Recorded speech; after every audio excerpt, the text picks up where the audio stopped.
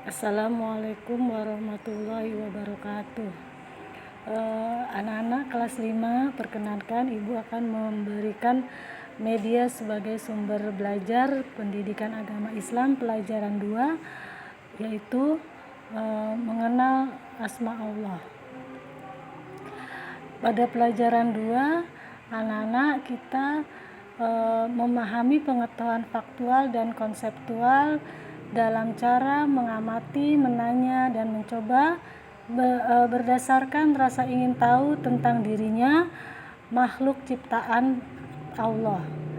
Kemudian pada pembahasan ini, pada KI 4 menyajikan pengetahuan faktual dan konseptual dalam bahasa yang jelas, sistematis, dan logis, dalam karya yang estetis, dalam gerakan yang mencerminkan anak sehat, dan dalam tindakan yang mencerminkan perilaku anak beriman dan berakhlak mulia. Oke, kemudian mari kita lihat kompetensi dasar. Walaupun kita akan langsung belajar mengenai nama-nama Allah dan kitab-kitab Allah, kita perlu juga membahas kompetensi dasar perlu kita ketahui. Kompetensi dasar pada KD 1.2 yaitu meyakini adanya Allah Subhanahu wa Ta'ala yang maha mematikan, yang maha menghidupkan, yang maha berdiri sendiri, dan Allah Maha Esa. Pada 1.4 meyakini adanya kitab-kitab suci melalui rasul-rasulnya sebagai implementasi rukun iman. Kemudian KD 2.2 menunjukkan sikap berani, sikap peduli, sikap mandiri, dan teguh pendirian sebagai implementasi dari pemahaman makna Asmaul Husna Al-Mumit, Al-Hayyu, Al-Qayyum, dan Al-Ahad. Pada KD 2.4, peserta didik menunjukkan sikap percaya diri sebagai implementasi dari pemahaman, maka diturunkannya kitab-kitab suci melalui Rasul-Rasul Allah. Nah, pada kesempatan kali ini kita juga membahas mengenai Asmaul Husna. Pada Asmaul Husna ini terdiri dari 99 nama Allah, mulai dari Ar-Rahman, Ar-Rahim, Al-Ahad sampai dengan Al-Ahad ya. Kemudian Asmaul Husna bisa kita lihat ada 99 nama Asmaul Husna, seperti Ibu contohkan ya. Ya Allah, ya Rahman, ya Rahim, ya Malik, ya Kudus, ya Salam, ya Mu'min, ya Muhaimin, ya Aziz, ya Jabbar, ya Mutakabbir, ya Khaliq, ya Bari, ya Musawwir, ya Ghafar, ya Qahar, dan sampai Asmaul Husna 99. Nah, sekarang mari kita mengenal Allah. Pada kelas 5, pelajaran 2 kita mulai membahas Al-Mumit. Tidak semua 99 Asmaul Husna kita bahas, hanya 4, yaitu Al-Mumit, Al-Hayyu, kemudian Al-Qayyum, dan Al-Ahad. Kemudian Al-Mumit, pada Al-Mumit kita belajar mengenai Allah Maha Mematikan. Maknanya dari seluruh makhluk Allah akan kembali kepadanya. Jadi semua makhluk hidup pasti akan mati. Nah, pada artikel Asmaul Husna Al-Mumit di sini menjelaskan bahwa Asmaul Husna Al-Mumit itu Allah itu berkuasa terhadap semua yang hidup. Nah, maka mengapa orang-orang itu hampir tidak memahami pembicaraan sedikit pun ya. Nah, di sini intinya bahwa alam semesta yang hidup, makhluk hidup, ciptaan Allah sesungguhnya dia itu hidup. Tapi pada suatu waktu ketika Allah punya kekuasaan, Allah Maha Mematikan. Nah, kemudian kita lihat Al-Hayyu. Pada Al-Hayyu di sini Allah Maha Hidup, dan makna Allah Subhanahu wa taala Al-Hayyu adalah zat yang maha hidup. Jadi Allah itu tidak akan mati, tidak akan hancur, akan hidup selamanya. Allah kekal, tidak berawal, dan Allah tidak berakhir. Tidak ada awalan, tidak ada akhiran. Allah itu ada dari sebelum apa yang ada di alam semesta ini. Allah ada, dan Allah tetap hidup. Allah itu tidak tidur, tidak mengantuk, ya. Nah, Allah tuh tetap ada. Nah, Dia Maha menciptakan. Ya, Ibu tekankan bahwa pada Al-Hayyu di sini Allah Maha hidup. Allah tuh tidak ngantuk seperti manusia, seperti makhluk hidup lain, tumbuhan, hewan, dan manusia. Nah, pada Al-Baqarah ayat 225 yang artinya Allah, tidak ada Tuhan selain Allah yang maha hidup, yang terus-menerus mengurus makhluknya. Al-Qayyum, tidak mengantuk dan tidak tidur. Milik Allah apa yang ada di langit dan apa yang ada di bumi. Tidak ada yang dapat memberi syafaat di sisinya tanpa izinnya. Dia mengetahui apa yang di hadapan mereka dan apa yang di belakang mereka, dan mereka tidak mengetahui sesuatu apapun tentang ilmunya melainkan apa yang Dia kehendaki. Kursinya meliputi langit dan bumi, dan Dia tidak merasa berat memelihara keduanya. Dia maha tinggi, maha besar. Al-Quran surat Al-Baqarah ayat 255. Kemudian di dalam kelas 5 juga kita membahas Al-Qayyum, yang artinya yang maha berdiri sendiri. Penamaan Allah Subhanahu wa taala sebagai Al-Qayyum ini menunjukkan kesempurnaan kekuasaan dan pengaturan Allah Subhanahu wa taala terhadap makhluk-makhluknya. Penguasaan di sini makhluk-makhluk Allah, ya. Maksudnya Allah itu kan menciptakan makhluk, ya, manusia, hewan, dan tumbuhan. Dengan penciptaan yang sempurna itulah seluruh hamba dan makhluk di muka bumi membutuhkan pertolongan Allah. Nah, seorang muslim yang mengimani nama Allah Al-Qayyum itu tidak akan menyibukkan diri dengan dunia saja, ya, secara berlebihan, karena ia tahu bahwa alam semesta ini diurus oleh Allah. Jadi maksudnya begini, ya, Allah itu maha berdiri sendiri. Maka jika kita sebagai hamba Allah, ya, anak-anak sebagai hamba Allah, sebagai seorang muslim beriman, percaya kepada Al-Qayyum, sifat Allah Al-Qayyum yang maha berdiri sendiri, itu kita tidak akan sibuk ini, sibuk itu. Jadi kita akan fokus dalam pengerjaan kita, maksudnya dalam pekerjaan kita.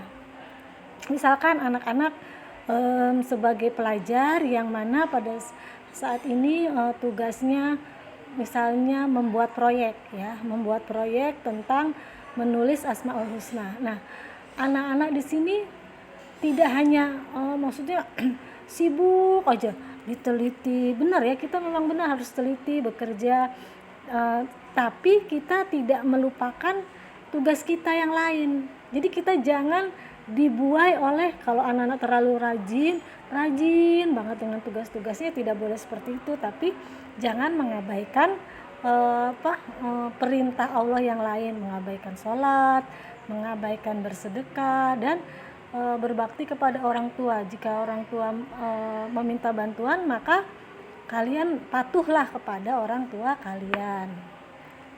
Oke. Lebih jelasnya lagi di sini, Al-Qayyum yang maha berdiri sendiri. Nah, penamaan Allah Subhanahu wa taala sebagai Al-Qayyum di sini menunjukkan kesempurnaan kekuasaan, pengaturan Allah Subhanahu wa taala. Nah, yang tadi Ibu ulang lagi bahwa kita tidak boleh menyibukkan diri sendiri karena Allah sudah mengatur apa yang akan direncanakan oleh Allah setelah kita misalnya belajar. Setelah kita belajar ini sudah ada skenarionya, kita akan apa, kita akan bagaimana gitu maksud Ibu ya. Nah, kemudian di sini di dalam Al-Qayyum di sini juga ada Al-Ahad ya, Allah Maha Esa, Allah itu satu. Oke. Setelah itu pada sub kedua kita belajar mengenal kitab-kitab Allah Subhanahu wa taala. Kitab-kitab Allah. Nah, beriman kepada kitab Allah. Beriman kepada kitab-kitab Allah. Sini sudah ada firman Allah, ya ayyuhallazina amanu aminu billahi wa rasulihi wal kitabil ladzi nazzala ala rasulihi wal kitab allazi anzala min qablu wa min ba'kur billah wa malaikati wa kutubihi wa rusulihi wal yaumil akhiri faqad dhalla dhalalan ba'ida. Kita di sini ayat tersebut adalah menggambarkan bahwa Allah berfirman akan ada 4 kitab suci Allah. Dari mulai Zabur, Taurat, Injil, dan Al-Quran. Kitab yang pertama, kitab yang pertama ini Zabur. Kitab Zabur itu diturunkan sebelum Masehi pada abad ke-10 sebelum Masehi di tanah Kanaan. Nah, Nabi Daud diutus oleh Allah untuk menyampaikan kitab Zabur kepada umatnya. Pada saat itu Nabi Daud menduduki tahta sebagai Raja Bani Israel.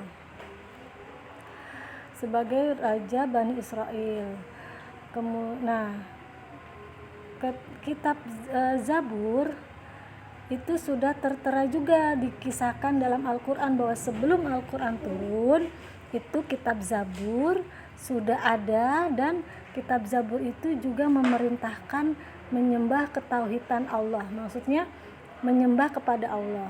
Nah, tetapi karena kaum Nabi Daud, maksudnya pengikut Nabi Daud tidak ada yang menjalankan perintah pada kitab-kitab Zabur, maka Allah menghapus kitab Zabur dengan bencana alam dan menghapus beserta pengikutnya, dan kitab Zabur itu habis. Kitab Zabur itu lenyap ya pada saat Allah menurunkan bencana-bencana. Kemudian di sini